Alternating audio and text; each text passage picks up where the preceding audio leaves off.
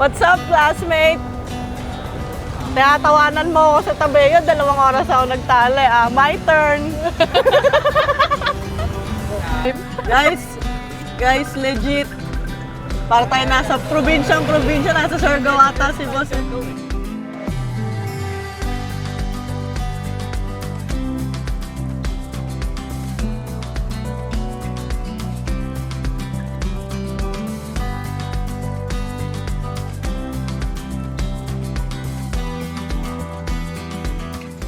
Hi Marty Campers! So today is February 15. Day 0. Finally, tuloy na tuloy talaga. For real. Akala ko kasi isa to sa mga drawings natin. Meet-up point natin is sa SLEX na. So we'll be meeting with sila Boss Mark. Kilala na sila. So yun. Sila naman yung usual namin kasama pag nagka-camp. But yeah, feel free to join us every time we go camping. Ano lang naman kami, chill camp. So anyway, enough with the chika. It's 11:23 na. We'll be rolling to SLEX. Doon tayo muna eh. Ano ba kasi? Bye. Aatras ng car.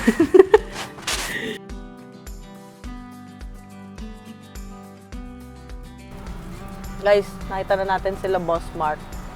So, ang una nating stop ay Casagua Ruins. 10 hours. Ready na ba kayo? Yan. So, tara na guys. Baka mag-video kami ng daan pag umaga na siguro. Kasi wala na din kayong makikita, masyado madilim. Yun lang. See you later.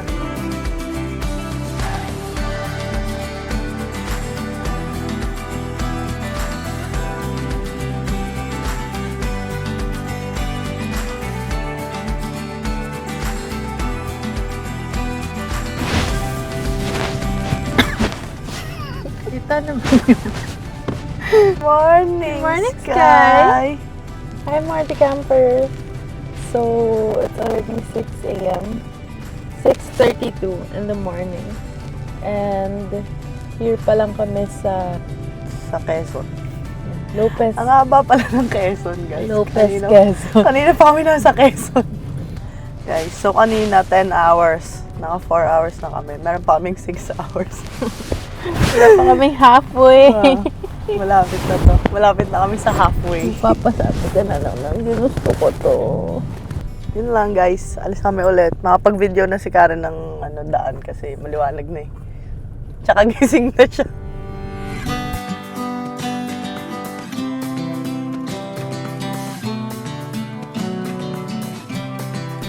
Hello! So, time check. It's already 12:52 p.m. And we're still here sa Camsur. Na-delay kami ng around 1.5 hour kasi nag-ayos pa ng crossbar yung kasama namin. Classmate namin sa tali-tali.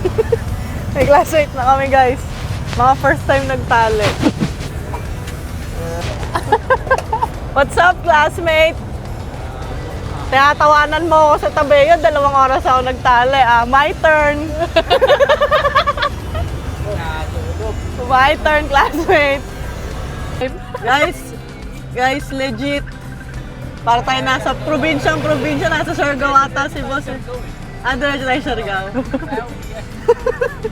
At isa tayo, babalik ko lang yung cake sa nila kasi lala kami mapaglagyan eh.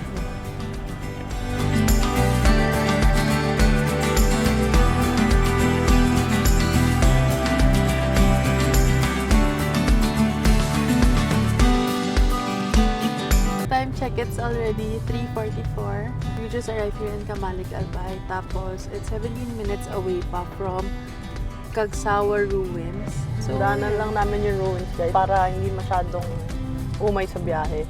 Siguro dito na rin kami kakain. Hindi pa kami kumakain eh. But so far, it's okay naman. I expected the worst na parang lubak-lubak yung daan. Tapos mazigzag, walang ilaw, wala yung parang mga paint. Mga nakausap kasi namin, magbibigol kayo. Ako, mahirap bumiyahe doon. Kahit daan, ito, ganyan. Hindi naman pala. Malayo lang talaga. Yeah, malayo, but not as tired na parang bugbog. Yup, I guess lang din namin makikita ngayon ang Mayon because umuulan. Bye. Hi Marty Campers! Here we are sa ano to, first stop sa Kagsawa Ruins. According kay ChatGPT, around 18 something when Mayon volcano erupted. Yan na lang yung natirang ruins. Lumubog yung buong church, guys. Ano to? Ito ata yung bell tower. Yep, that's the bell Yan yung tower. bell tower. Yun na lang yung naiwan. Kaya siya naging tourist spot dito. Because we're trying to look for local food stops here in Albay. Ang first sabi sa amin, Kokoy's. Kasi parang I'm not into yung very touristy. Tsaka ako, when like going to different places, I'm just really after the food and yung culture. That's something that you can find in other towns. So yun, that's all. This is Malos and Sky's behind the camera. Sis kayo cameraman namin, guys. Ito. Hindi, ito level 5. Level 5. Ano? Tangina, ang ahang. Lakayan mo! Hindi, maliit lang. Maliit lang? Oo, ano eh. Kaya mo na. Lakayan mo na, sabi mo kanina. Parang kaya ko yun. Wala, kaya. Isa pa. Parang siling. Sa dulo yung sa dulo yung kagat. Oo lang. Yes, may Morales na kasi ang.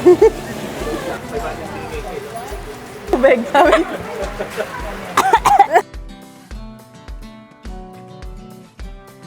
It's 8:47, we here. So, dito kami mag-stay. Pakita na lang namin sa inyo yung papasok.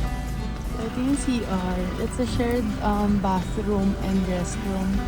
Kasi dito kami sa parang beach huts mag-stay. Tapos malapit lang yung parking. So yung likod lang nun. So very accessible. And hindi kami kabakata kasi we have lots of stuff. Hi Marty Camper! So time check, we have arrived here sa Matnog, Sorsogon. So yun, okay naman yung daan. From the showroom, pupunta dito, it's more or less 500 kilometers. Kinuha namin siya ng one whole day. Yeah. Halos almost 24 hours. Kasama na yung mga stopovers, yung kain, Troubleshooting. yung CR, troubleshooting, gas stops, lahat na. Kasama yung mga stopovers kasi nung sumama kami kila Sir Team ng Moto Testo, sabi nila, kapag ka-loaded yung car mo, dapat pinapahinga. So from time to time, humihinto kami, gas station, stop kami doon for around 10-20 minutes, tapos saka kami mabiyahe ulit. Para lang mapahinga yung car, yung brakes, ganun. So okay naman yung daan, may area lang talaga na sobrang malubak. Pero pag nakalagpas ka na ng Quezon, I think, after Quezon, medyo okay na yung daan. Lalo nung from Legazpi to Sorsogon, okay na okay yung daan. May linya, may ilaw, may areas na walang ilaw, pero normal naman kasi yun pag probinsya, parang halos lahat naman ng province. Ganun. Nagulat nga yung mga kasama namin, guys, sa dulo na naman daw kami ng mapa. Hindi nila alam na dito kami pupunta. Mag-unload kami. We'll be staying here for 3 days and 2 nights. So tomorrow, the plan is baka mag-island hopping kami. Yun, mag-set up lang kami ng tutulugan namin. We initially booked the beach huts. Super affordable lang, as in good for group packages. Parang we only paid 7,000. Tapos 8 packs na kami, that's for 3 days and 2 nights na. Kasama na din yung tent pitching, tapos yung per person. So yan, nag-unload na lang kami. Sila Boss Mark din, nag-unload na lang. And then, yun. Full load tayo for this camp.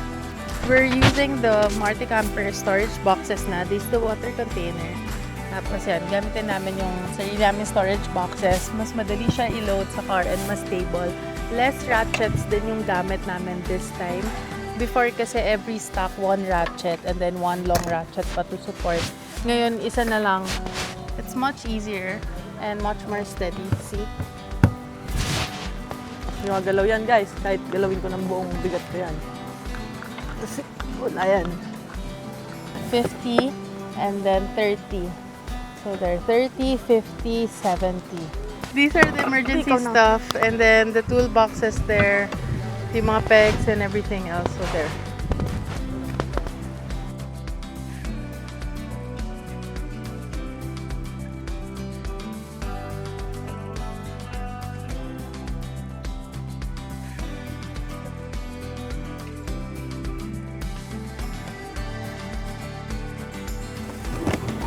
So, ito yung mga toolboxes. Ayan. Stackable yan. So, pwede nyo siyang ipato, tapos i-clip sa sides. Ilalak nyo para isang buhatan na lang.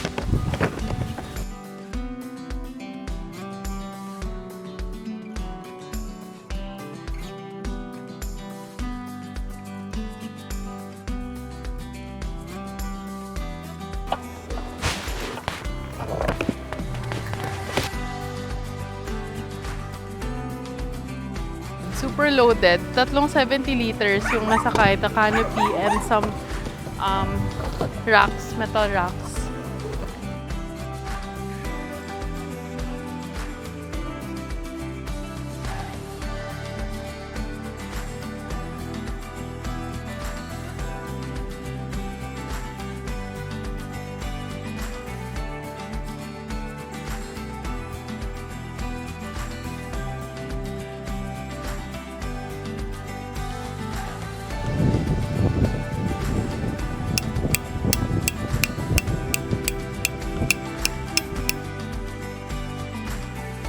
So bakit mas mahabang peg yung ginamit namin, hindi ito? I think this is 20 cm, this is 30. More or less, nasa ganun yan. Because, malambot yung tinutusukan. Malambot, tapos, lasang hangin. So para sure tayo na hindi matatangay, doon tayo sa mas mahabang peg.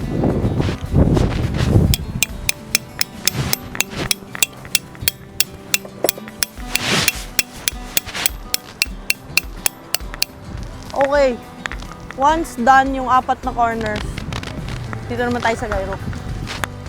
This one. Kasi, kung makikita nyo guys, malakas talaga yung hangin. So, para sure tayo.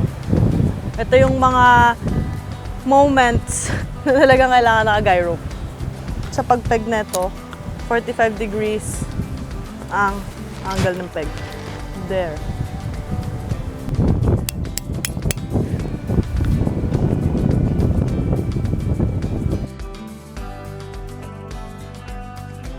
Hi Marte Campers! So nag-add kami ng guy ropes dito sa bandang gitna ng pole. Kasi super lakas na ganong hangin. Tapos yung tent namin is nandito sa loob. So yun, dagdag stability lang. Kasi ito, nag-tendency naglalaro yan. Durable naman siya sa ganito. Pero for ano lang, better sleep na hindi kami masyadong nagagalaw. Yun, dagdag lang. Tsaka, mag-inner tent kasi kami guys. Yung inner tent, wala siyang talian. So pag sinara namin lahat yun, hindi true and true yung hangin. Para lang sure. Kasi dito yung nakakabit sa canopy.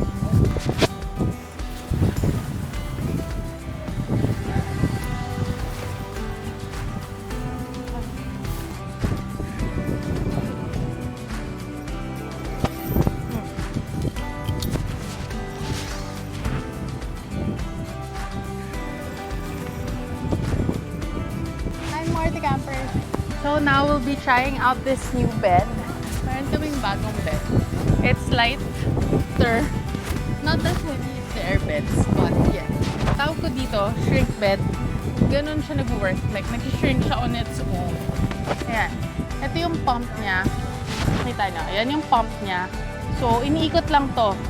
This is deflate, off, and inflate. Rechargeable using Type-C. So, yan. Ito ang latest namin na purchase from Marte Campers Outdoor Gear.